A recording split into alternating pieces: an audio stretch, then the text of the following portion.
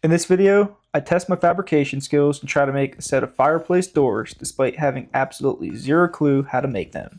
Watch along and see if I can get it done. So I had a customer reach out to me back in February asking if I knew of anyone who can make him a set of doors for his fireplace.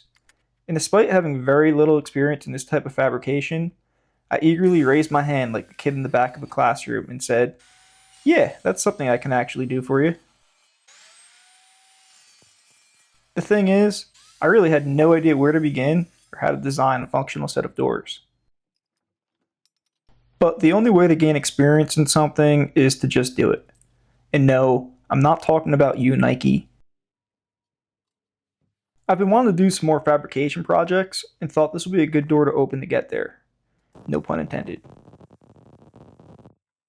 One of my favorite quotes is, "The most valuable skill one can have is the ability to figure it out." All I had to do was figure it out. It'll be fine. I'm an honest person in general, but especially when it comes to my craftsmanship. So if the doors didn't turn out how I wanted, I was fully prepared to eat the cost and use it as an investment into learning. We settled on what I thought was the very fair price of $500 installed.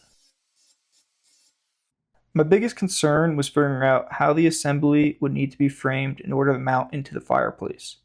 Too big and it won't fit, too small and it won't mount tightly, or there might be gaps around the stone. I spent hours looking at photos of sets of doors online trying to figure out how they were framed and mounted. I reached out to a couple fabricators and unfortunately none of them replied back to me, almost like a little bit of gatekeeping's going on in the fireplace door industry. So I decided to use angle iron as the frame. This would allow me to build the inner dimensions about a 1/4 inch shorter all the way around than the fireplace opening. When inserted into the fireplace, the flange of the angle iron will overlap the stone and ensure there were no gaps. Then I would just have to drill some holes in the sides of the frame to anchor it into the stone. Easy peasy, I thought. Pretty quickly I ran into my first issue for this project. I measured the dimensions of the fireplace and wrote them down. Since it's made of fieldstone, it's not a perfectly square opening. So I wrote my notes for the width that it was 30 inches at the longest and 30.75 inches at the shortest. Did you catch that? 30 inches longest, 30.75 inches shortest.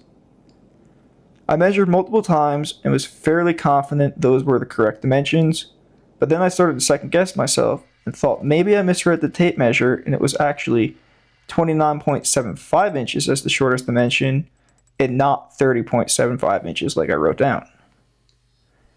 This was a super critical dimension because I didn't want to make the whole set of doors only to install them and look like an idiot when it doesn't fit.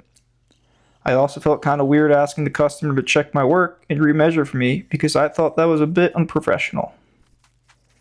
So I decided to fabricate the frame, then make the 40-minute drive to the client's house again to do a test fit, then frame out the rest of the doors. Fortunately, the frame fit perfectly and I was able to carry on. I feel like this was one of those situations where if I didn't make the drive for the test fit, it wasn't going to fit when I installed the finished doors. But because I wasted the hour and a half back and forth, of course it was going to fit perfectly. Just a quick little life update for you guys. I'm out of my shop through the summer until the fall. I decided to leave my job as a fireman in Baltimore and head out west to work wildfire season in Wyoming.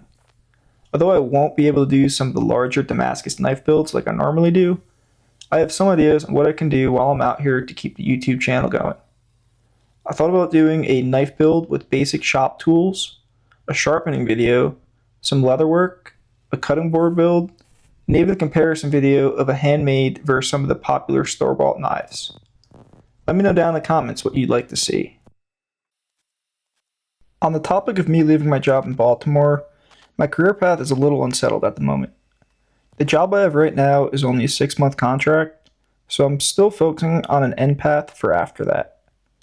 Wildland firefighting is something I always wanted to do, so I decided to make the leap anyways.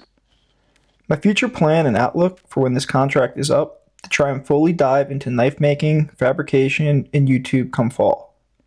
If you think I've at all earned it, please consider subscribing and even giving me a like and comment to help support the channel. Trust me, it'll go a long way in helping me get established after the summer.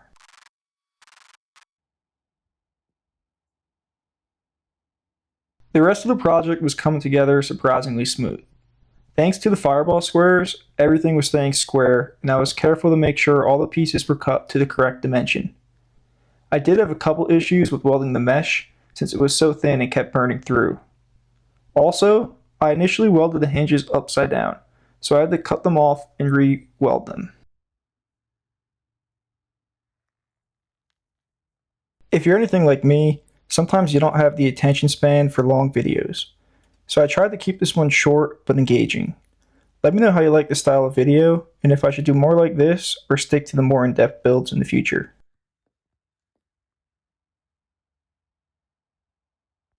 I spent a lot of time cleaning everything up with the grinder, then after a few coats of paint, the assembly was looking great.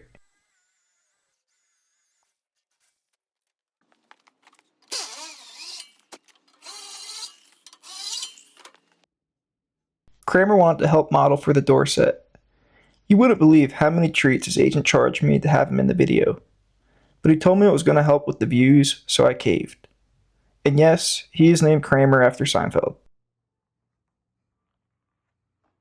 I'm super happy with how these turned out, and it was definitely the learning experience I was looking for in fabrication. Yeah, I didn't make a whole lot of money on it when all said and done, but most people blow thousands of dollars getting their education from a school or university. I was able to get paid to learn, and to me, that's a win. Thanks for watching, and I'll see you at the next one.